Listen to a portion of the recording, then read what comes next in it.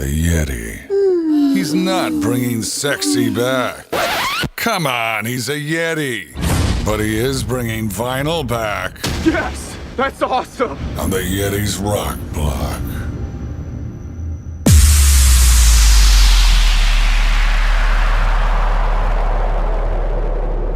Commencing system check. Treble. Online. Mid-range.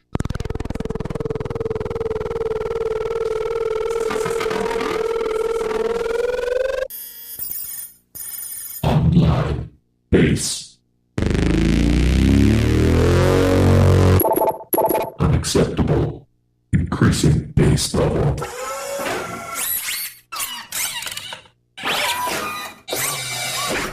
Bass.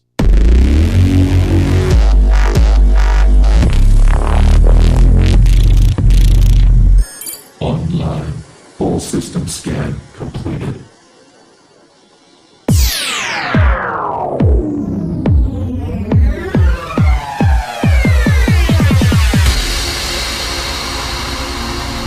Ten, 9, 8, 7, 6, 5, 4, 3, 2, 1, 0. Mike the Yeti Roberts. The competition has taken notice. Oh my God. Good luck keeping up with us. Amateurs. It works. You're rocking with the Yeti. I think this guy's a couple cans short of a six-pack. The hairiest rocker on the planet. Yes! Welcome to the Yeti's Rock Block and a special edition and launch of the Phoenix music scene centered around the local music right here in the Phoenix Valley. We got a special guest in the studio tonight. We've got Mr. Jeff SENOUR and the band CTS. Coming up next, here is a double shot, Stager and Quarter Mile.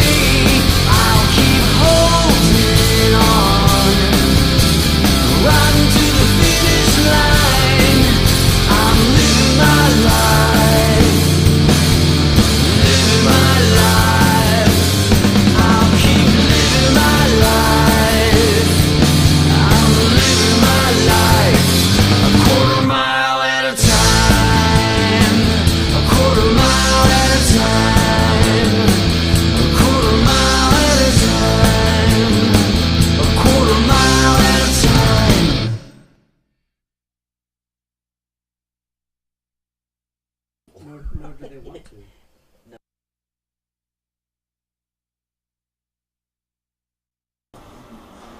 All right, everybody. Welcome to the Yeti Studios, right here on Hit Radio The Works. We're going to introduce Jeff SENOUR and the band CTS. Jeff's the co-founder, songwriter, lead vocals, and guitar. Then we have Mr. Joe McGinnity. Perfect. Nicely done. On drums. Then we have Jerry Newsom on bass and vocals. And then we have Mr. Dylan Elliott on guitar and vocals. Welcome to the studio, guys. Hey, Mike. Thanks for having us. Thanks for having us. Oh, it's a pleasure, especially after our last meeting. Technical difficulties and everything. But thank you for coming, allowing me to redeem myself. And so we're launching the Phoenix music scene, trying to get as much music and feedback from local artists so I can feature their music on my website, play it on my show with Hit Radio The Works, get some exposure, some more exposure, attend some of the events, and do some videoing for them, get it on YouTube, get it to them on Facebook or wherever they want to put it. So that's my goal, and just so you guys know, the inspiration for the Phoenix music scene is fueled by you guys. For everything that you've done. When we met at Cooperstown Farewell Festival, that planted the seed. Getting to meet you guys and finding out what you do, how you do it, everything that you do, because you guys wear multiple hats, and it's very, very impressive. So Jeff, I'll let you give us a little an inside story on CTS. Yeah, thanks first of all for having us. It's an honor and a pleasure to be here and starting off our new year like this. And you got a beautiful studio here, so we're really pleased to come in. And the Cooperstown thing is where we got to say goodbye to Cooperstown, farewell. We've all been musicians most of our lives. Some of us are a little older than other members, but by definition, some of us are a little younger. But define younger and older. We all have a passion for music, and I started CTS about now 14 plus years ago, with kind of the intent to inspire people through original writing and music. We've all played the bar scene, and we enjoy that, but we wanted to do something different and inspire people. We live in this world of kind of people trying to find themselves and wonder what direction they want to go, and so CTS's mission is to kind of inspire what is it you want to do, and we also honor our veterans and the first responders in America. We're very pro-America and love our country, and we live in a great place, so that's kind of what we're about. Awesome. So. Yes, being a veteran, like we talked over at the press room, I love what you guys do. It's very driving, for us to be able to do things for other people. So, like I said, the Phoenix music scene, that's what, just want to help. That's all it is. I get weird looks because I'm the Yeti, whether I'm in costume or not. Mm-hmm. So, like I said, it's just a pleasure and honor to have you guys here. So you started in 2001? Yeah, thereabouts. I actually 9/11 kind of really inspired this band. I've always been patriotic. I never served. I wanted to be a fighter pilot, but I wore contacts, so I went into aviation on my own as a pilot. But I've always loved our country and what we stand for, and we help others in so many ways. America is a giving, kind nation, and then 9/11 kind of woke us all up. I think there's very few moments in our life that you can look back and go, wow, I knew exactly where I was when that happened. and pretty much everybody you ask can tell you where they were, what they were doing in that moment, and it woke us up to realize that, you know, there's some not too nice people in the world. Yes. And so but America stands up and goes helps people. We liberate countries, and so that started that benevolence and the kindness of our country and the people that serve, because so few do serve, and protecting our freedom. And that's kind of what spawned CTS, and it went from there. Written a couple songs honoring our veterans that opened up doors for the band over the years. You know, we've been fortunate to, you know, I say we've been from the Pentagon to Pearl Harbor, and we have. So, and points in between. So that's amazing. Yeah. So we can't say enough thanks to those who serve. Is it okay to plug the airlines? The what? Is it okay? Yeah, okay. sure. Jeff is a pilot for Southwest Airlines. In 2009, is when you actually started the Freedom Rock Experience. Yeah, my daughter was a violinist in high school, and I remember going to all her concerts, and she's 22 now, but I remember thinking, wow, you know, it'd be cool to inspire our youth through music, because music's a powerful tool. They like music.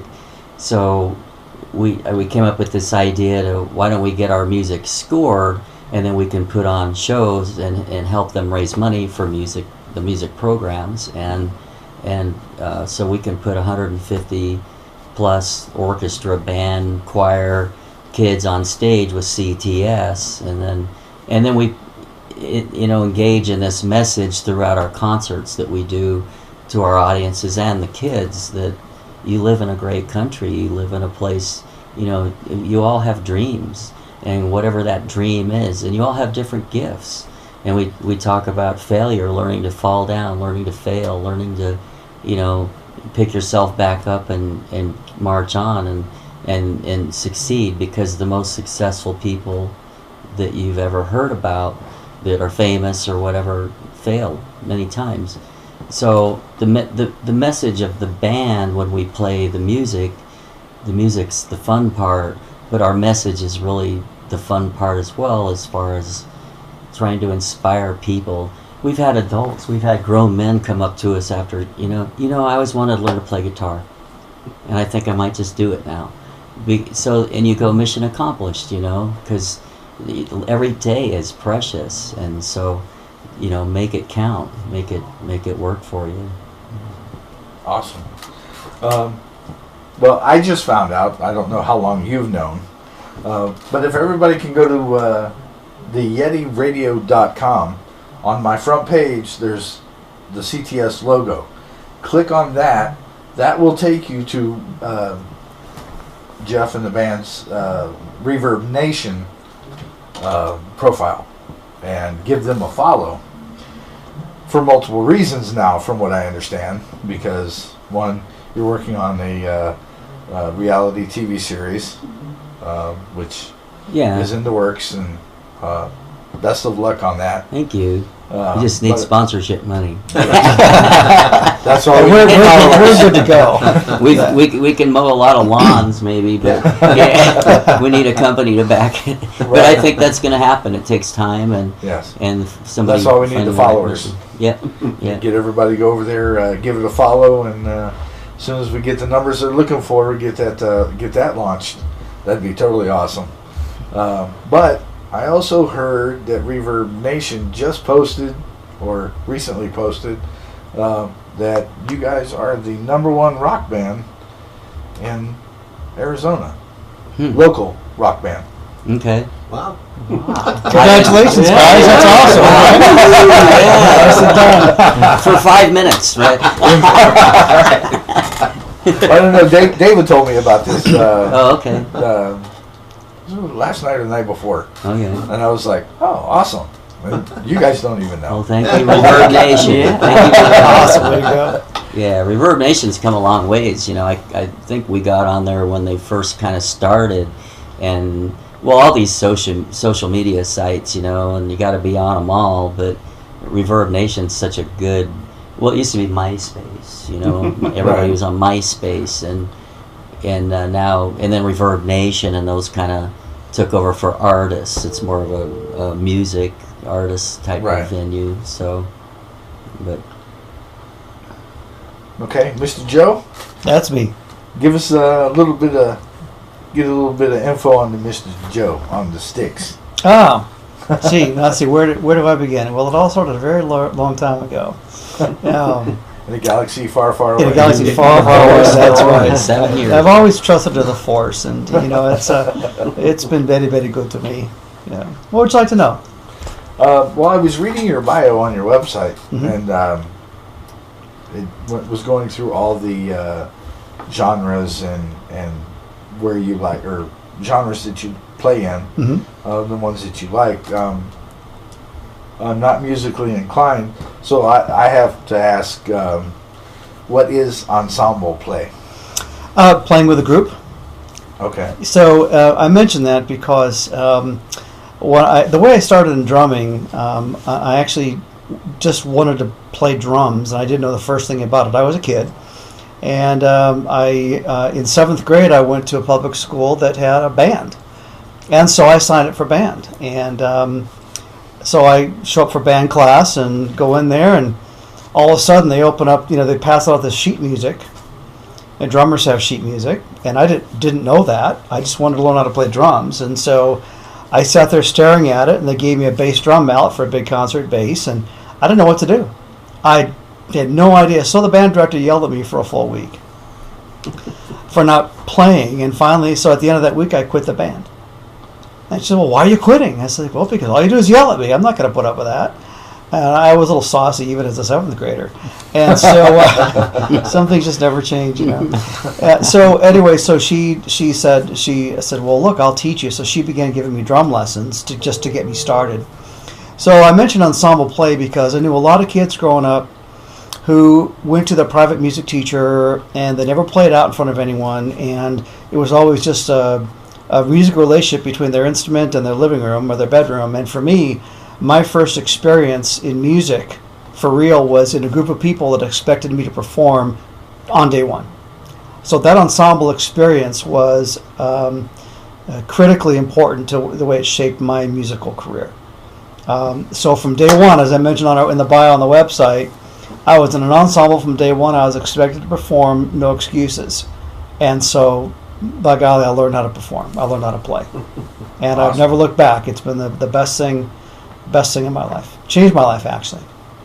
Well, I did notice. I love the energy that all of you put into what you do on stage. It's very noticeable. In fact, that night you were a little under the weather. At Cooperstown, I was green. I was green, purple, pink. I was in bad shape. I'd caught this nasty flu or whatever it was, and the night before I was in really, really bad shape. So I was green coming to the show at Cooperstown. Green not as an experience, but green is like passing out green. Yes. Yeah. I saw you after the set, and I was like, you don't look so good. So we call the coroner for this guy. That was a mess. Well, I made it through though. Yeah. Awesome. Mr. Jerry. Yes. Our bassist and backup vocals. Keyboards. In fact, sometimes all at once. Yeah. There's according to your bio, there's not very many instruments you don't play. No. Juice harp, right? Yeah, but you can learn that one. I played that when I was a kid. I started out with guitar when I was about 8 years old, and kind of like Joe, my guitar teacher did private lessons, but he had us all get together on Wednesday nights. So all the kids he taught would sit in a room and we'd all play our electric guitars.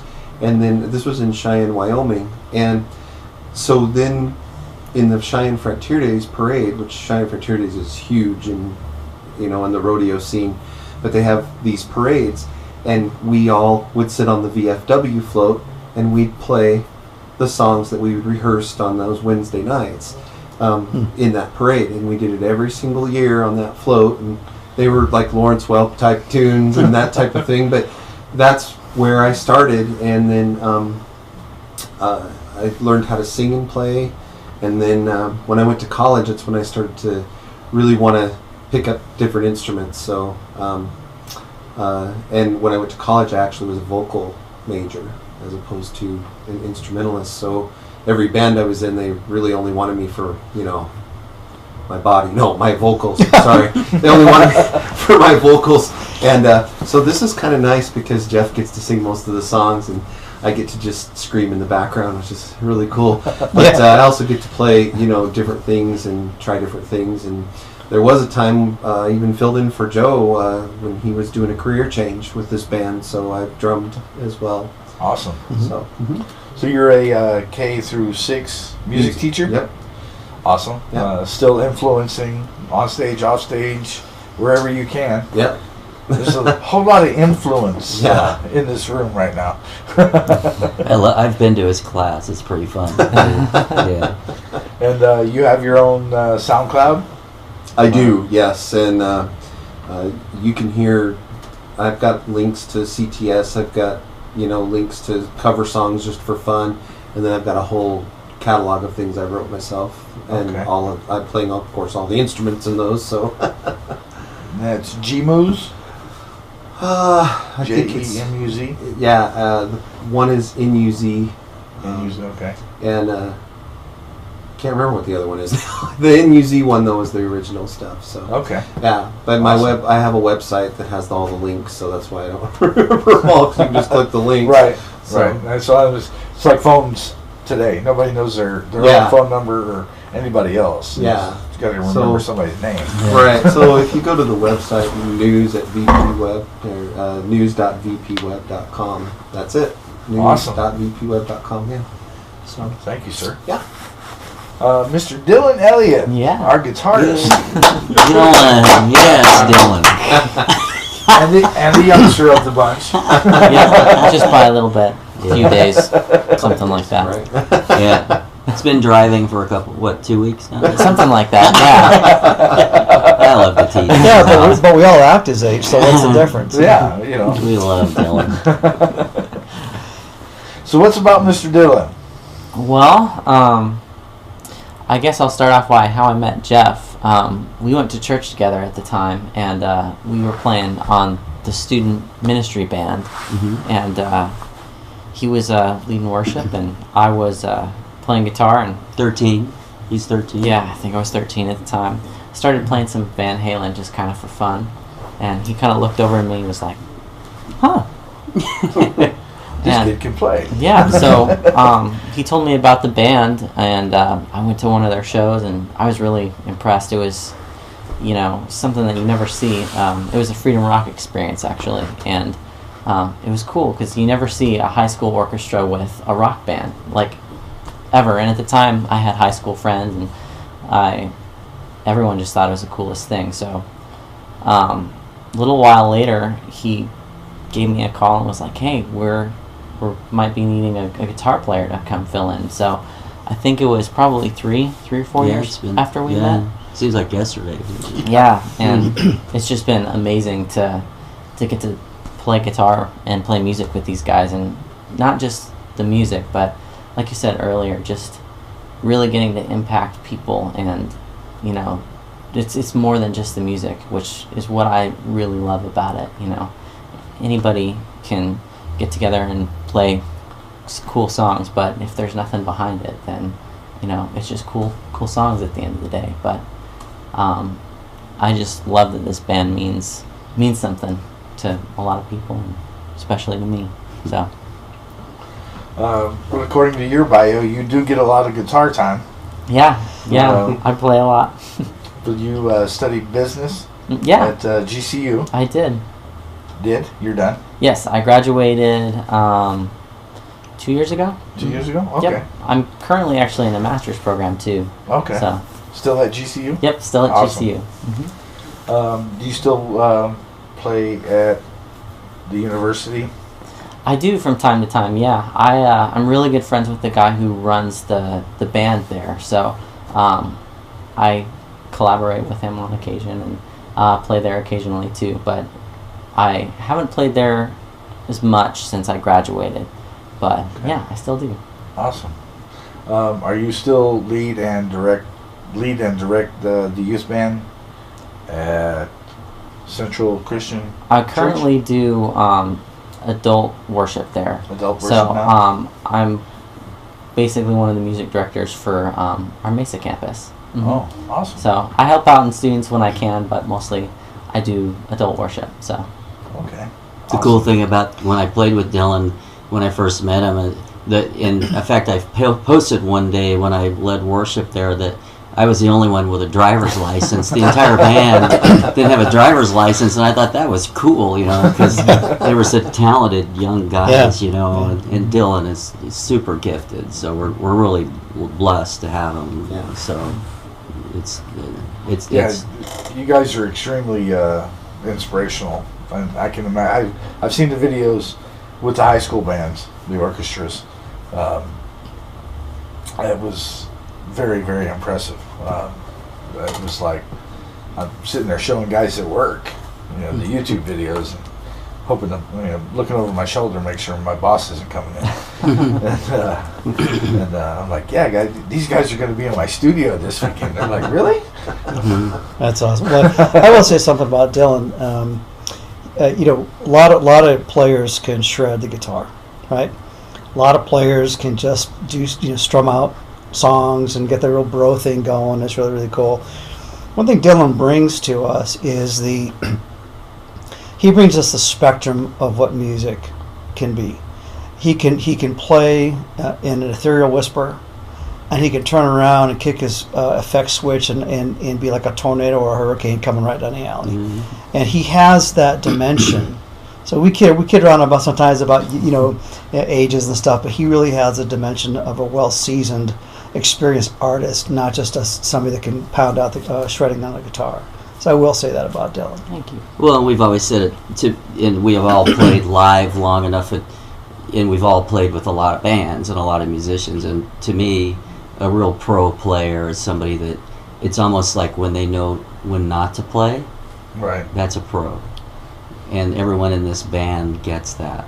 Our dynamics, we work hard on that too. We're not all doing 100 miles an hour at once because it sounds terrible then. Right. And I'd like to dovetail with that about Jerry, if I might. I'm going to anyway. No, Jerry's a multi-talented artist, and he's playing bass and keyboards, like we mentioned earlier. Sometimes at the same time, he's playing the bass on the up here with the left on the fretboard. He's got his right hand on the keyboard, simultaneously. And and Jerry's background as a drummer is incredible because what Jerry's brought. Jeff and I love good breaks. I mean, when we make a break, we want it to be silent, a millisecond after we stop. And Jerry is so good at his craft; he makes that happen. We watch each other while we're playing on stage. Well, we watch each other all the time. In the studio, it doesn't matter.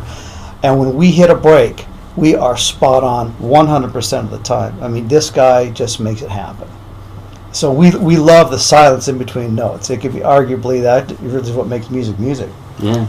So anyway, thank you for that, Jerry. It's awesome. Thank you. Well, I think having the opportunity to learn all the songs on the drums too really helps me too, because the bass and the drums just have to click all the time. Oh. And so learning all of the songs on the drums to performance, peak performance, and then switching over to the bass, it really gave me that perspective, because I know what he's going to do before he does it, because I'm following what he recorded. I know what he's going to do, and even on days I don't, I still do, because it's just because I watch and I listen and I think he's right. It's just that. So. Well, I'm a drums and percussion fan. My hand-eye coordination is okay, but my hand and foot coordinations. You ever see an octopus try and play drums? No. Yeah, I think he's named Billy Cobham. That guy plays like he has 8 limbs. He's incredible. Yeah. So who's your favorite drummer all time? Well, all time. Goodness, I always say pick the genre, but I'll tell you something. Billy Cobham is in terms of jazz fusion is just unreal. The signature drummers, I say when I like a favorite drummer, I often will come down to who has changed music. What drummer has changed music for our culture? And modern drummers, I'd say, Ringo Starr. If you really listen to the Beatles' music compared to music pre-Beatles, you will find that Ringo Starr changed the way drumming was done. He, previous to him, in the jazz era and in the early rock era, you had your rhythms in the background, you had your fills. Ringo Starr brought in the entire drum kit as a line of percussion to the Beatles' music versus a drummer who played the rhythm and then played a fill or a setup for another section of the song. So a lot of people give Ringo a lot of guff because he's not the flashiest player, or compared to other players on the world. But I think Ringo changed music the way we know it. And of course, John Henry Bottom from Led Zeppelin, of course. Then you progress on to Neil Peart from Rush. Those are all the common names that everyone loves, and for good reason. Each of these men changed music as we know it. Awesome. Jerry, your favorite I'm a Rush musician? guy. I'm a Rush guy. Rush Definitely, guy? yeah. I've seen Neil Peart because since I was a little kid, I always wanted to be a drummer anyway. But I had the problem that my dad said, no, I'm not listening to that noise. So I ended up I had to go with guitar, which was good, but always him, and he goes beyond just the rock drumming. I've seen him jazz drum. I've seen him do the Buddy Rich he's good stuff. I mean, very good. It's not just what he does with Rush, but and then of course, obviously Geddy Lee, because he plays keyboards and bass and sings and moves the mic with his big nose. I mean, it's amazing. To me, that's kind of what I try to do and show, and bring to the band, so that we have that versatility. Yeah. So awesome. Definitely. Dylan? Oh man, this is always one of the hardest questions for me. It's a hard one. It's hard because there's just so many good guitar players. I love Jimmy Page. I love Slash.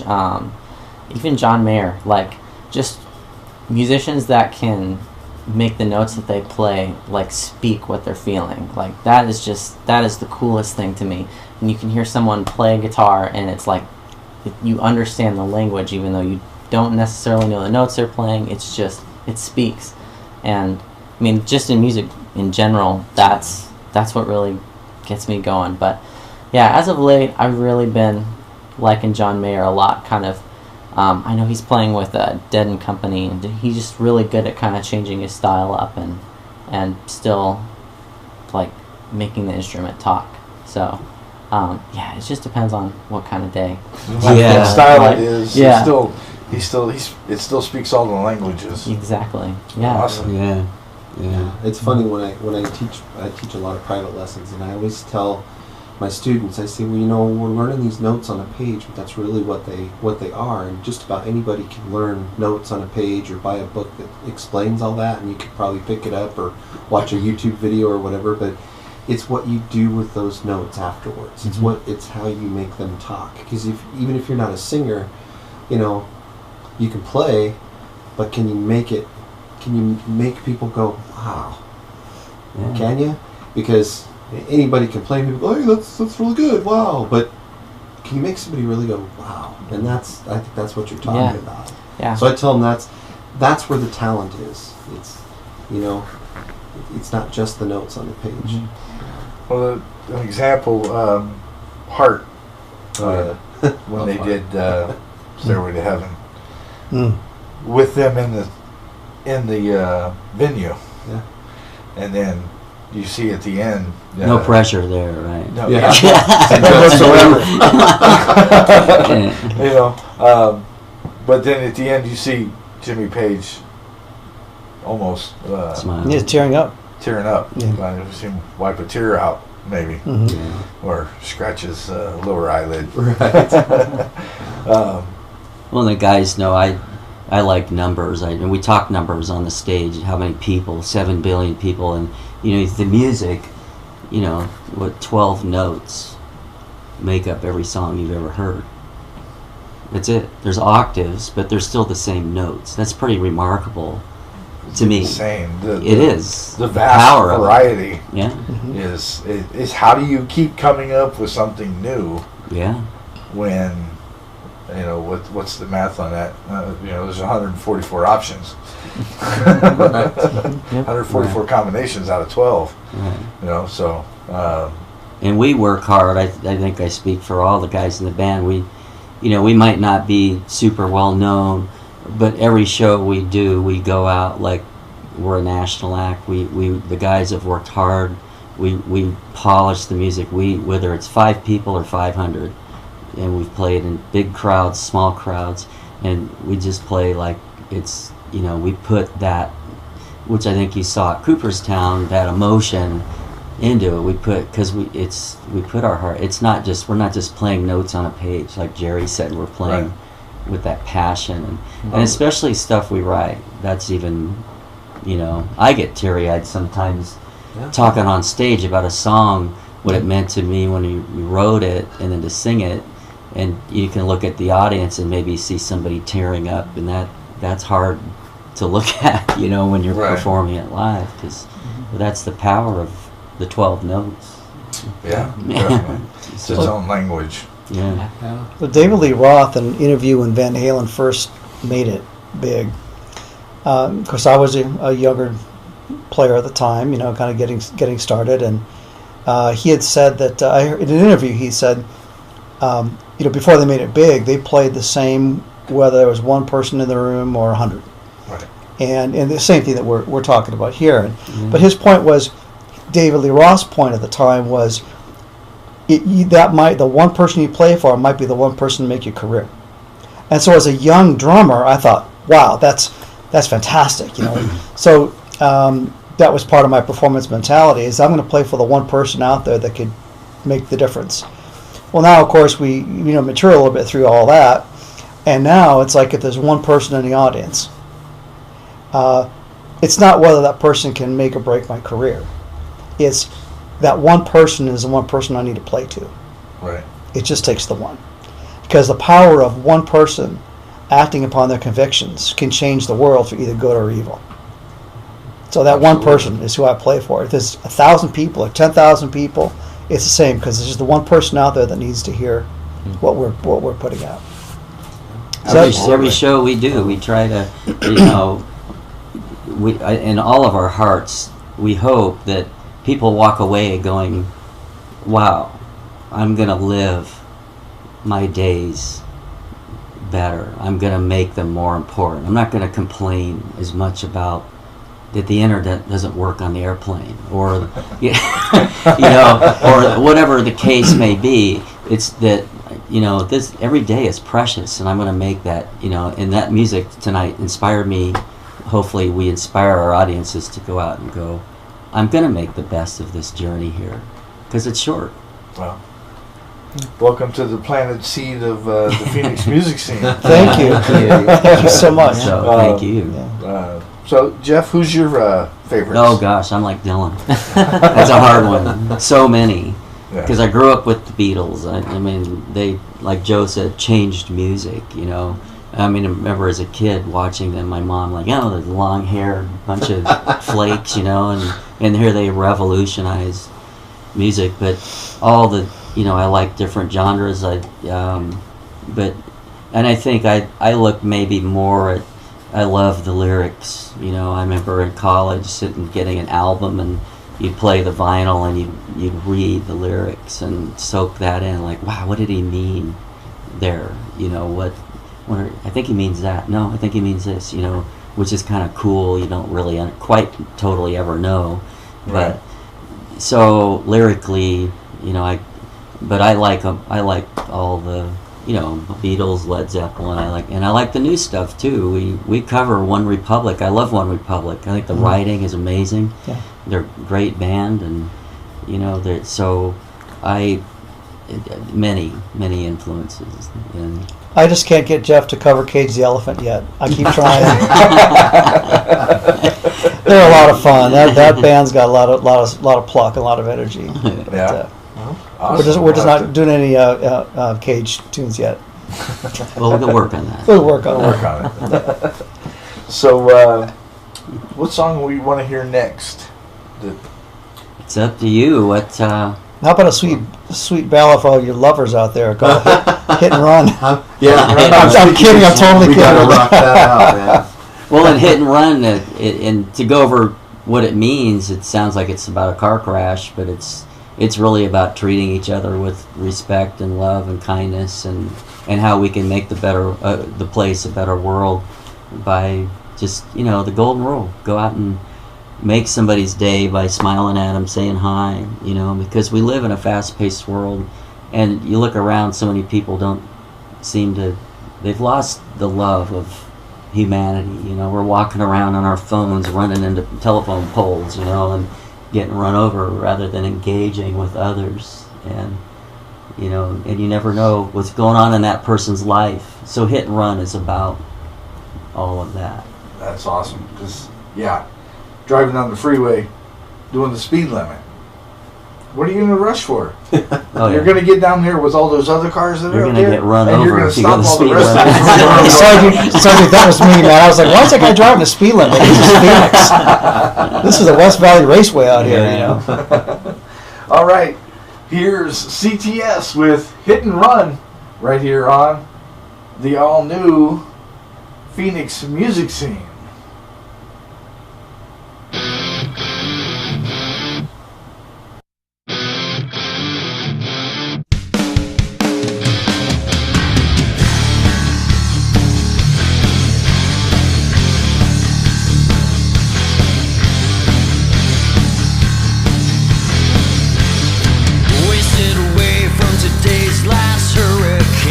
Bitter thoughts become those things we say. Never saw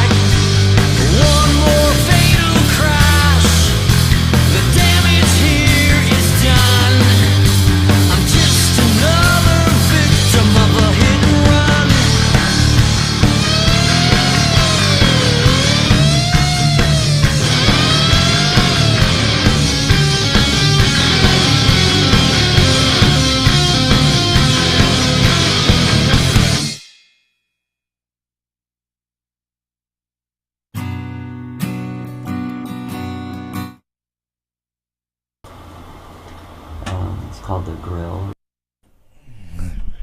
You're listening to the Yeti's Rock Block right here on the all-new Hit Radio The Works.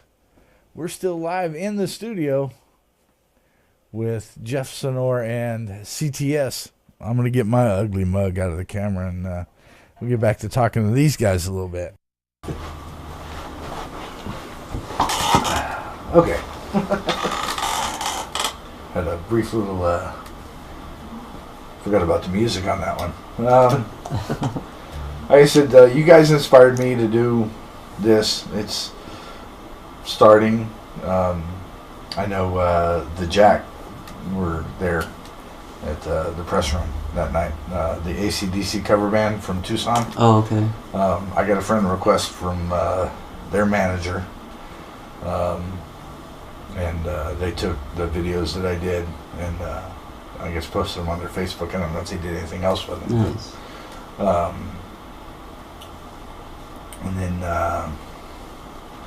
what was it the Aussie cover band that was there. I got some little information, little feedback from them, and then Jane in the Jungle. So we're hoping, Yeah. I want to be like you guys, except I'm not the in front of the camera guy, except for here. I'm more behind the scenes. Well, Phoenix needs this. The music scene's tough in Phoenix. It's not like a Nashville or a Seattle or an LA. It's the desert. It is. It's just a different vibe here. I think every musician in this town has probably at one time or another been in the bar, and they'd rather have, it's kind of loud over there. Can you want to watch the game? It's kind of, it's kind of a little bit different mentality at times. Right. And live music is that's what we try to inspire the kids. With like some of the kids will go, "This is hard." Yeah, it's hard. This is life. We live in this. Oh, everybody gets a trophy. Everybody gets instant gratification. Well, guess what? You don't go record an album. You got to learn the craft first, and you study the Beatles. They knocked it out for thousands of hours. And don't buy auto-tune. In dive bars, exactly. Yeah, exactly. We live in this world. It's like you can push a button and it's a riff, And so and that's the thing we pride. You hear CTS, it's raw. It's raw live. If we make a mistake, you hear it. You hear it. Yeah. Live radio. Yeah. Exactly. So when I bump the turntable, you hear it. Yeah. When you think about the Beatles and the number of the amount of work they put into their craft, right? Compared to, hey, I have an app now, I can do a drum solo because I have an app. And then you hear Day Tripper. And you compare Day Tripper from the Beatles with anything else that was written at that time, and there's nothing in the world like Day Tripper back in that day, and there's still nothing in the world like Day Tripper now. Listen to the guitar riff. Who writes that? The Beatles did, and that's a result of not relying on your app and your technology and all the masking that you can do to cover up your lack of technique. That comes through the development of the talent that you possess and that you desire to have. There's no substitute for that. They didn't have auto-tune. Or like the Zombies' Time of the Season. Sometimes I listen to that song and I think, man, that sounds so... I mean, there's modern things that don't sound as good as like that. I mean, if you really listen to that song, there's a lot going on. Well, pretty straightforward song. All the music from, the 60s, the 70s, into the 80s, it starts to change. Well, they all changed, but that's when it's like they wanted to play music because they love music. The passion. Yeah. Today they want to play music so they can make money. Be famous. Yeah. Well, be famous. Yeah. Well, and we live in this. The technology is great, but it is a false. I get on the airplane all the time. And I'm in uniform, and years to get there. It takes years of practice. Anyone can do it, but you just got to put in the time. And it's all automatic, right? And I love pulling my phone out and going, yeah, these new apps work great. You know, I can program the landing, and but that's the world we live in. They really think that is true. You know, but it's not, and so that's what we try to, I think, instill to our audiences, and especially the kids.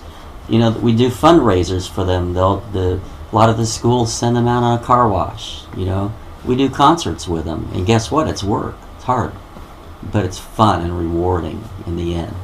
And so, well, I finally saw. I don't watch it all the time. I'm not a huge fan, but America's Got Talent. One of the seasons that they did, they actually showed what they were putting all the contestants through, which is everything you had to do to make it big. You're sitting there, you're doing the music, you're learning the music, you're learning the words, the late hours, you know, the 36-hour days that you're going to have if you become famous, because that's what it takes, and some people don't realize that. Well, one of our good friends, if you come to our shows, and he comes now and then, he's probably watching Cody Carter. He's a young man, what is he, 14, 15 now? He's probably, I know, we've known him for, 3 years now, but he's an international baton twirler, and when you watch this young man, he was on America's Got Talent. He almost won, but he has spent thousands of hours doing his craft, you know, and I admire him because for his age, he gets it, you know. Right. It's just like, it's amazing to watch. I guess any Olympic champion, you know, the time, the dedication, it's amazing. And we think that Cody is a true champion, not only in the skill that he's developed, and his international acclaim, but in his attitude. Right. Yeah, you know, humble. Well, that's where it starts, you know, personally. Because if you're I don't know, a POS, when it comes to attitude, you know, what does that mean? You're going to be the guy nobody likes. But we talked about playing for the love of music versus playing for the love of fame, you know, or what have or fortune, and Cody twirls. You can see the love for his art when he performs, and as a result of that dedication to his own vision and passion, he has international acclaim as the fruit of what he's already developed, not as the goal.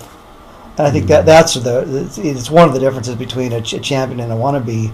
Anybody can be famous. All you have to do is commit a big enough crime, and you'll be famous or infamous. Or really do something stupid on your cell phone, and all of a sudden you're all over the internet. But champions do it for those internal reasons, I think. And Cody's an example of that. So way to go, Cody! You're awesome. Yeah, awesome.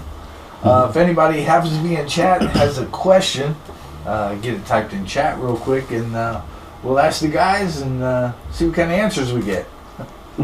Ask him what Joe's nickname is. It's not POS.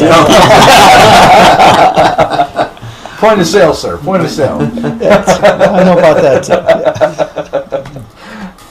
Yeah, I think we were in Amarillo when that whole thing happened. I don't remember how it happened exactly. We were in the hotel parking lot, and I don't know. I just said it, and then I drew a whole cartoon series. It was his hair, because it was down. So we started calling him Joseph the Salmon. Joseph the Salmon. So I like to think it's because my grilled salmon is superb. It really is. That's what I've been told anyway by others, and but apparently that's not the reason it started.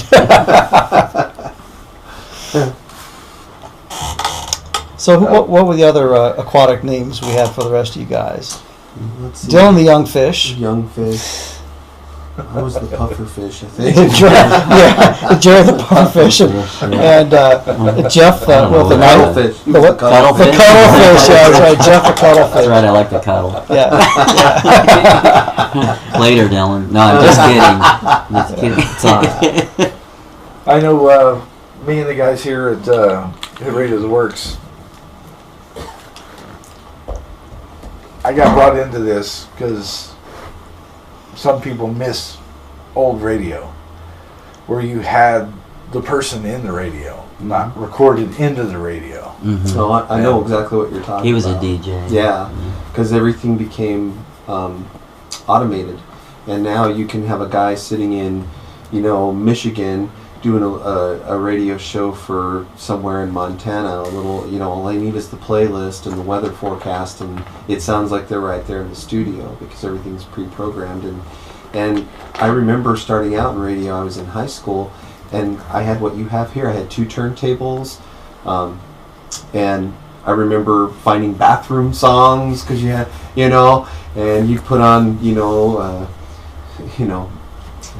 On Broadway by George Benson, so you could go relieve yourself or whatever. You'd find those songs to drop the needle on. And I remember that, and they started making the big carousel machines. They were called BART machines and that was the first automation, and that's really where it began.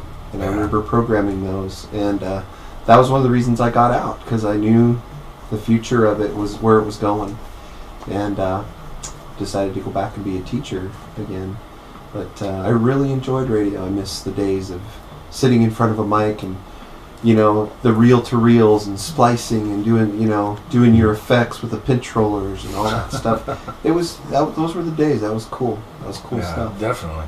I wonder if anyone in the listening audience would recognize your persona for the camping report. I don't know. I did a couple of really funny ads, but I didn't. Of course, when I first started radio in Cheyenne was a small enough city back then. Still is pretty small, a little bigger now. But I remember the first lesson I learned was don't use your real name on the radio. And back then, that's when they had phone books, of course. And so I didn't take that advice my first time out. And so I got on the radio, and I'll never forget, my phone started ringing off the hook at home. So I changed it. So so I used all kinds of different names as I progressed, because I worked in Casper and Wyoming and Cheyenne and Montana. And I miss phone books. Yeah, me too. Phone books. Yeah, they don't leave bruises. No. Remember Steve Martin? I'm somebody. Well, for me, it's trying to find that song, because it's Hit Radio's Works. We're playing all your favorite songs, from back in the day, all the ones that you remember and the ones you've forgotten. Mm-hmm. I'm chasing the forgotten ones. I'm the one that wants to find that song where, oh wow, this takes me back to, like you said earlier, there's not very many things in life that can take you from point A to point B over a very large span of time. Mm-hmm. Okay, tragedies do that, but so does music on the positive side of the house. Yeah. Mm-hmm. Well, it can be negative too, depending on the situation, but music is that powerful as well. Yeah. You could transport somebody back to when they were in the 9th grade, getting ready to kiss their first girlfriend. Oh yeah. And except maybe 7th graders. I'm not saying, actually. Well, we're all like, Joe doesn't kiss and tell. Not anymore, no. But you do, and also, dropping the needle on a song from a group that only had maybe one hit, like Sniffing the Tears, Driver's Seat, that old song. And it's like, whoa, I haven't heard that. And you try to find it now, you can't find it. Right. And I remember taking as much of that music as I could when I was in radio and just getting it somewhere where I could just listen to it myself, so I'd have it. And I got a great library from the years past, and transferred from reel to reel to mini disc, and now I've got it on, the MP3, and now I can throw it on the old phone or whatever. But it kind of takes you on that journey, and so it is good to see people still trying to keep that alive. It's one of the good things about the technology today is that as an independent rock band, we're able to mix our music up on occasion, like Spotify or whatever, and it ends up on, and it does mix well, even though we're not a national act. With, you put our stuff in regular rock and roll shuffle, and people are going to, usually they're like, wow, who's that? Yeah. It sounds pretty good, and so it's a chance. like we're on several websites where our music's all over the world, you know, and I get notes from people, that's thousands of them on there, you know, radio airplays, who's through Reverb Nation, and you know, you get somebody from China or Argentina, like, man, your music rocks, thank you, you know, it helped me through a hard day.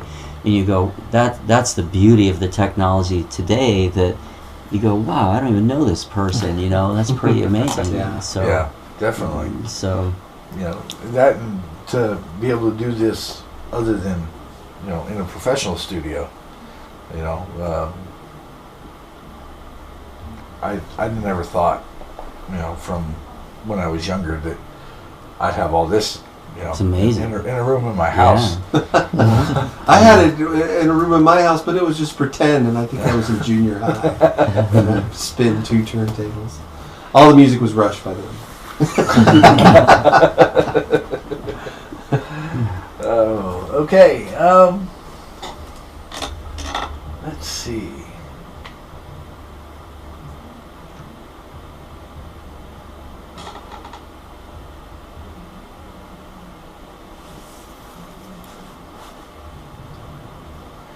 Okay, here's a question for you. How do the guitarist and drummer feel about the opportunity to switch up to this venue in comparison to church service music? If I may, because you said this to me when we met. You are not a Christian band, but you are a band of Christians. So that would, you know. I stole it from you, Joe. You say that all. Well, Joe said that. Okay. Yeah, I coined it, but it's okay. You guys didn't tell me that. Well, now everybody knows. Yes. Yeah. And he's a pirate. Yeah, we're not a Christian band. We play in, you know, we are all Christian men. We're imperfect. We make mistakes, all of us as humans, but hopefully and that's why we try to inspire, you know, no matter what religion or what your belief is, what political side you're on, treating people with kindness, the basic premise of the golden rule, or making every day of your life count, or living your dreams, finding your gifts. Those are all a message that I think anybody can agree with. You know, it's absolutely. So we need a whole lot more of it in the world. Yeah. Well, when Jeff and I first met, and this is in relation to the question, you know, one of the vision that I had for several years before I met Jeff was to, you know, there was recognizing that there are enough bands playing in the church and the ministry scene, and I had done that many years myself, and looking at how modern music is progressing. It went from this tremendous social a change agent in the early 1960s to now everyone, when you take it to its end, everyone seems to be out batting each other. You know, whether it's rock or whether it's rap or whatever, everything seems to, the more degraded you can be is the better that you are. And before I met Jeff, and we've talked about this millions of times, it's like, you know, I wanted to, and we want to bring, wait a minute, if you think about just Western civilization, and if you think about the Judeo-Christian ethic, and then you think about the broader, you know, the international, the universal Tao of honor and respect and kindness and love and those kind of things, I wanted to bring that type of message rather than going from town to town and raping and pillaging and, you know, moving on. As a rock band, I wanted to bring something that was preservative and illumination in our culture, every concert that we play, and not necessarily the message that the church brings overtly, and certainly not the message of degradation, but illumination and preservation. So when I met Jeff, odd circumstances, but we actually were hand in glove in our vision together, and that's how our relationship got started, and it's just built from there. Mm-hmm. So for me, we have the background, but we also have the vision, and that's we run in that vein. And the versatility of the band, to me, is unlike and probably most bands out there, and I'm not trying to brag, but we can plug on a church stage in any big church, and we can plug into a bar, and we can plug into a high school, and the message is pretty much the same about, because we played in churches, we played in bars, we played in high schools, it's about that inspiration, and lyrically our music. I tell people, read our lyrics. It's people ask all the time, "How's the band?" Well, have you heard us? Listen to it. It's on iTunes. It's free. Check it out, and it might touch you. So that's kind of what we try to be about. So no matter where you're at, everybody needs a little inspiration. We do. Yeah, it's a tough world. Whether you're at the bar, or whether you're at church, or whether you're it's in school or at work. It's a tough. I can't imagine being in high school today. It's got to be a tough road. It's a strange world out there right now. And the internet and the social media, it's easy, the hatred that can spew. It's easy to hide behind a screen and talk bad about somebody. Yeah. Yes, it is. So. And there's also an element, I'll say this too, is the concept of education versus indoctrination. And what we do at our messages, we don't try to indoctrinate people to think a certain way or to wave a certain flag in terms of a hypothetical flag. We're reaching out to help people think more deeply about their own time, their own lives, their own energy, saying, what do you really care about? Go out, get up and do that. Yeah. And work hard at it. Do that. Yeah. Give it everything you've got, because that's what it's going to take. Yeah. We talk Absolutely. on stage probably every show in some form. The average, like I said, I like the numbers. The average lifespan is about 75 years, give or take, which is about 28,000 days and some change. And when you put it in days, it really cuts home to like, whoa, it's not that long. What do I do with that time here? What's the reason I'm here? What's the purpose? What am I, just to treat people bad or meander, put your life on autopilot, let it fly off into the sunset? And no, it's a purpose. It's to make the best of it. And in the end, all that matters is whether we get 75 years or 100. Ray Chavez, we just played his birthday. He's 105 years old. Wow. He's the oldest Pearl Harbor survivor. Right. And that man is still going. And so he was blessed with that longevity. But in the end, it's the lives we touch, the people we touch. It doesn't matter what car we drove, how big our house is. None of that stuff matters. So, and that's really the message of this band and what we try to instill in people. So the question today is, what can you do in 28,000 days?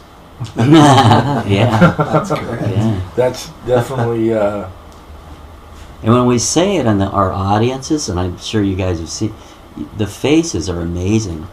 When you say it's 28,000 days, and the looks in the audience are, because you can see the wheels going like, whoa, yeah, is that right? Did he do the math right? and sometimes you can feel the pause from the stage.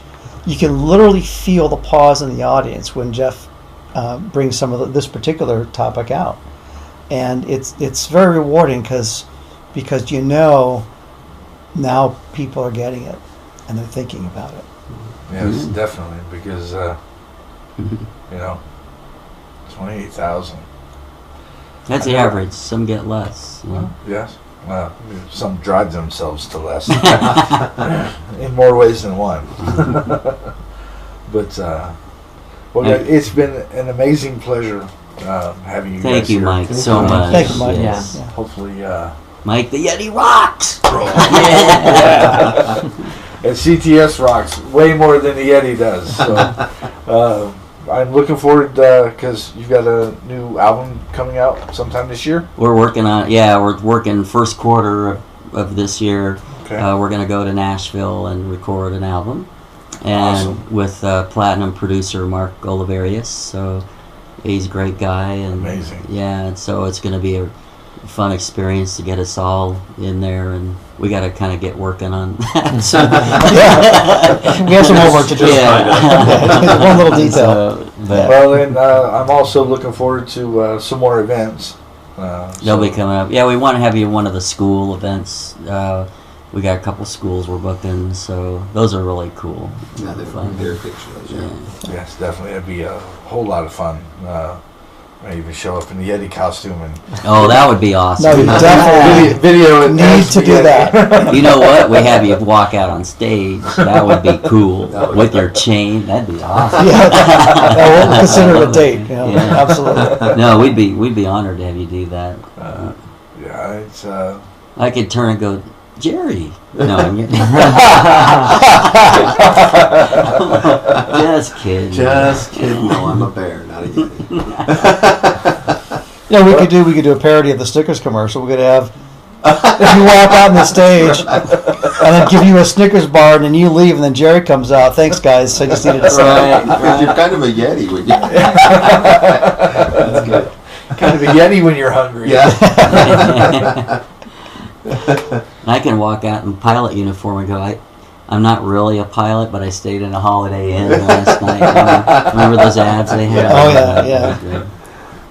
Oh, amazing. But, ladies and gentlemen, Hit Radio The Works and the Yeti.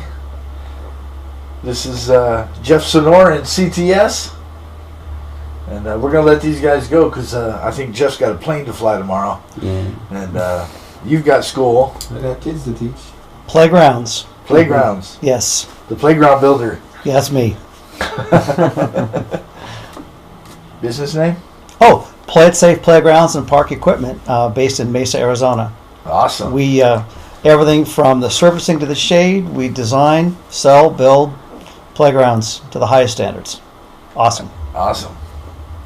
I have work in the morning. I work at GCU as well, actually. That's Grand Canyon University. Yeah, there you go. Got to plug Grand Canyon. Grand Yes, Canyon gotta University, plug everyone. Grand Canyon. Yeah. You want to go to Grand Canyon? You call Dylan. He enrolls Call you him, up. ask for me. Yeah. Well, my oldest daughter was going there for a little bit. Oh, wow. She stepped away from that career to follow something else. So, unfortunately, but she's her own person, and she knows where she's going, and she's got her dad's support. So, she says that's all she needs. So. That's all she needs. That's right. That's right. But it's been an honor and a pleasure having you guys here. Thank you, Mike. Coming from a veteran. Thanks for thank your you service. For everything Yes, that you thank do. you. And it's a pleasure and an honor, always. Well, we'll come back anytime. Absolutely. You're welcome back anytime. So I'm going to take a quick little musical break right here in the studio, and we'll get Jeff and the guys out of here. Everybody else, we'll catch you. We'll be back with you here in a little bit. It doesn't get any better than this, dude. The Rock Block.